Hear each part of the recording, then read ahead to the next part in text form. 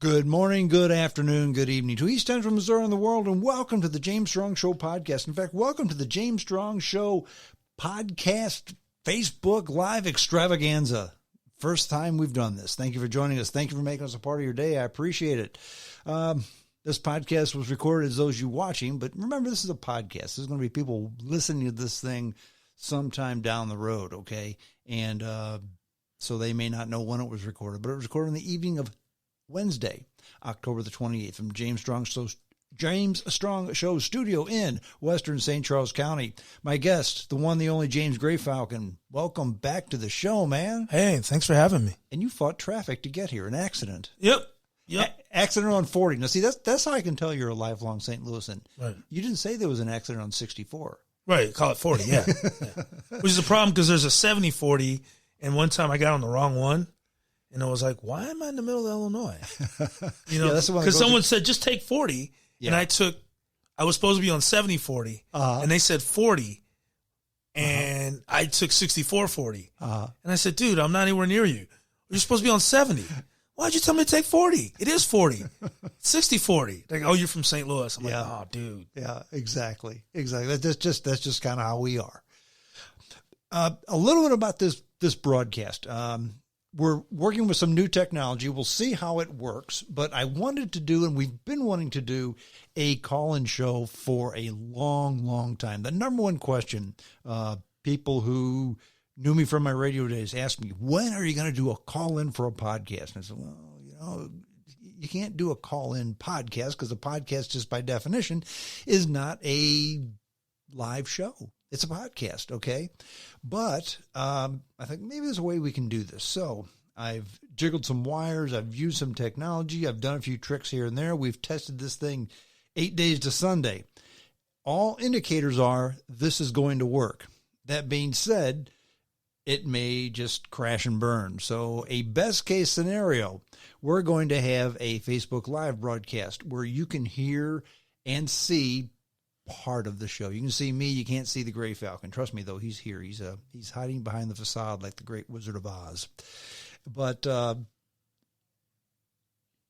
Facebook Live thing is mainly so you folks at home can know what's going on. So when you call in, you'll actually know what the topic is all about. So that's why we're doing the Facebook Live so much. It's more or less a vehicle for you to listen to the show so you know what we're talking about. So when you call in, you can be part of the conversation. Now, radio has a delay, 7, 8, 9 second delay. Facebook Live has about a 60-second delay, okay? So what you're hearing is about 60 seconds ago. So it's not going to be quite live, but we're going to stay on the same topic. We're not going to switch topics like horses. This is going to be an election podcast. We're going to talk about the election. I'm not going to say I don't care about the election because I do, but I got tired of it a long time ago because anybody who's anyone can say anything, and maybe they're going to be right and maybe they're not going to be right. However, the Greyfalcon is one of the few people that I know that, man, you put an opinion out there, but it's an opinion based in fact. Mm-hmm. And you know a lot not because you read it on Facebook or you heard it on Alex Jones or you heard it on MSNBC.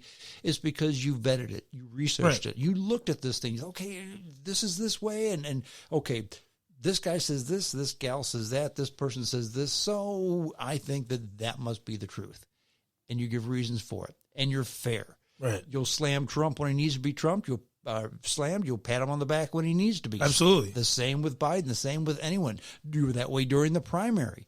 I've heard you say a lot of negative things about Biden. And may I ask who you voted for in the primary? I think I saw it on Facebook. I voted for Biden in the primary. Exactly. And then I saw what he became, and I was like, wow, that's not what I voted for. And then for a while, I was, because I went through my own personal therapy, because when Trump won, I was like, oh, this dude, come on. Authoritarian, right wing, boom, boom, boom, boom. But then I kind of also saw how people who who hated Trump were showing the same level of extremism and authoritarianism from the left. And I was like, wait a minute. I don't agree with Trump, but he's a Nazi? Yeah. He's a what? He's a racist? He's a Klansman? Yeah. And over time, probably about a year and a half, because I still was like, this guy, dude, stop talking. Oh man, dude. I really don't like when he talks. I'll be honest with you. When he says stuff, I'm like, dude, that sounded stupid. Yeah. But then I started really looking at what he was doing, and some of what he was doing, I'm like, okay, that kind of worked, sort of, I guess. That kind of worked, so I extricated myself from listening to him talk, and I turned on my Klingon translator, and he was like, yo, speak Klingon, show yourself. And once I turned on my Klingon translator, I was like, okay, I can stomach him for a while. That being said, I still don't think the man should be president. I don't think either one of them should be president. Well, see, that's how I feel. But now, when you first told me this, and I'm paraphrasing, you first more or less said kind of, you know what, maybe that Trump, I kind of see where he's coming from. Yeah. I think, okay, I thought you were pulling my leg. I thought there was a punchline to this. No. But then you said what a lot of people that I'd talked to said, don't listen to what he says, just look at what he does. And everybody, and people say, yeah, he's an asshole. But people that like him say, yeah, but he's our asshole. That's kind of the problem too, though. Because you can't eliminate what he says, because that's part of what the president's job is. Right. Is to represent the country and speak to issues and speak to everyone. Mm-hmm, mm-hmm. And so people look at like Biden's policies, like his tax plan, they're like, oh my God, it's not a communist tax plan. It's a regular standard Clinton, Obama, DLC. Rich people got to pay a little bit more. I think the capital gains thing from 26 to 39, that's nuts. Yeah. That's a terrible idea. It is and it's going to hurt middle class and working class people. But as far as like the income tax at 2%, for one thing, billionaires don't even pay that. So it's like the corporate tax, whatever. But no, Biden's not a socialist. He's just, I think there's a good case that the dude might really not be driving the stagecoach. That's my biggest problem with him. I mean, his politics, I don't agree with a lot of his politics, but I think that ship has sailed. Yeah. Now, I understand why he didn't run last time around. He had just lost his son. I get that. Mm-hmm. But I think he's got problems with dementia. I do. Now, I will say this. I watched the first debate, mm-hmm. and I only watched about the first half hour, 45 minutes of it. It's all I could take. But Biden seemed to be coherent. Mm-hmm. He was together. He didn't seem like he didn't show up in his World War I suit, okay? and he did face the camera. I mean, so I thought, okay. But he was getting mad. He was. He was getting mad. Well, he and Trump were going at it. Trump was pushing his buttons. Right. Yeah, but that's how it works. I think he's better that way.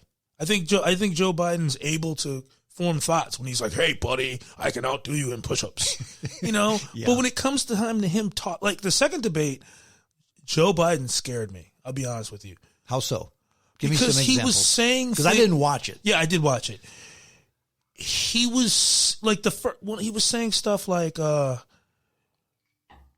all 200 whatever thousand deaths are your fault. Yeah. And he was just like, but it was just basically in the town hall. He scared me too. When he was trying to go on, someone said, young black man said, hey, what do you have to offer me beside if you don't vote for me, you ain't black? And he starts rambling off these talking points for black achievement or black mm-hmm. policy. And I'm listening to it. I'm thinking, this dude has no idea what any of this stuff does. Like he honestly, like in this home stretch of because Trump, my problem with Trump is I honestly don't think that he invests the time to really study anything. Mm. Joe Biden, I don't know if he's investing the time, but when it comes out of his mouth, it sounds even less coherent than Trump. And it just scares me. He just goes into this sort of trance. Like I don't want to go. I'm not speaking on the dementia thing. Mm-hmm. I don't think but I will say this. He just sounds like someone's giving him a card. It doesn't sound like he's telling us what he thinks. It sounds like he's like, okay, Joe, when you go out there, you say tax credit for people under 400,000. You say boom, boom, boom, boom. And it's just like, it sounds like he's reciting something and trying to remember what someone told him to say. Yeah. And that's kind of concerning. Well, that was my biggest concern with him, because you can say whatever you want about Donald John Trump, but he's not taking marching orders from anyone. Obviously. maybe he should take a few marching orders from a few people. If he is, it's a straight up lunatic. but Biden, I'm afraid that if he's elected president, the DNC will run the show, and that would be a disaster. Mm-hmm. It would be worse if he kind of sat back and Kamala Harris ran the show. If the DNC ran the show, that would be worse. Well, it's interesting because, and I covered this on some of my podcasts. We'll get into it real. You heard about the thing with 50 Cent. It's interesting you brought up the DNC. Yes. So 50 Cent, the rapper, he's close to being a billionaire at some point, said that he looked at Joe Biden's tax plan and I'm voting for Trump. Okay. So then all of a sudden, all these people, mostly white people, mostly white women, were like, he doesn't really mean that. He's just messing with you. And I'm just like, well, and I asked this lady, well, do you think Kid Rock really likes Trump? Well, of course. I said, you realize what you're doing, don't you? No, I don't. Oh, no, I'm not. Oh, my God. You're calling me racist. I didn't call you racist. But anyway, so there's a show called Power that 50 Cent produces. Because people are trying to say that 50 Cent doesn't really think this. He's just messing with people. Mm-hmm. But this is the interesting about white liberals. I'm sorry. It's just they're fascinating. They need to be studied like platypuses, because there's just the way they view the world right now, especially the white progressives. They're telling you about 50 Cent and go, I follow him on Twitter. I watched his show Power. He produced this show. Mm-hmm. This is his vision. It's about, I'll try to summarize it briefly. It's about a black man who grew up as a street hustler, mm-hmm. but then he becomes he buys a club and he's trying to go legit, but he's still got the street business.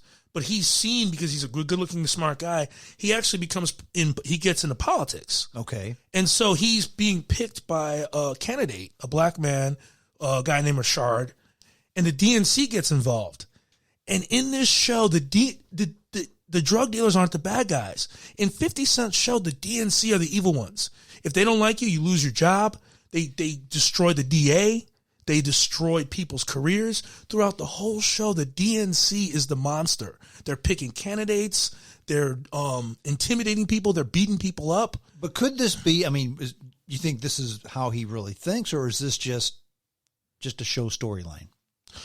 I don't know. I haven't really looked it up. What I do know is that he and his writers captured the depiction of the DNC as being evil.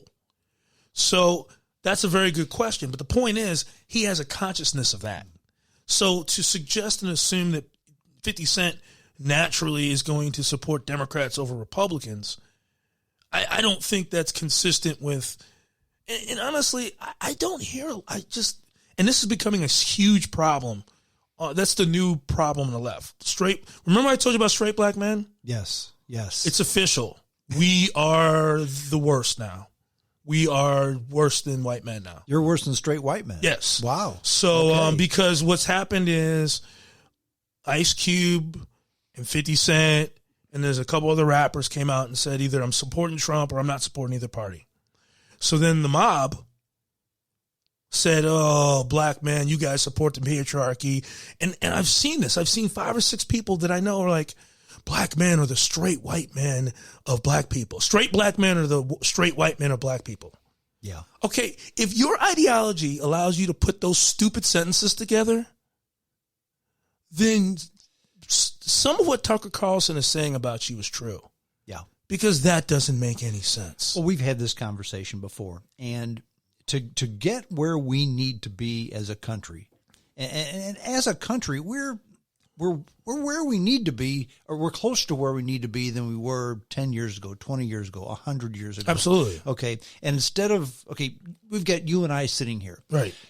It needs to be James and James, not black James and white James. Why do we have to put race into it at all? Now, I understand sometimes you do, but always you don't. Okay. If you can just identify people as the individual, why would you, of course, Kanye West, he kind of, him. Yeah. He's the other one that voted for or supported Trump once upon a time.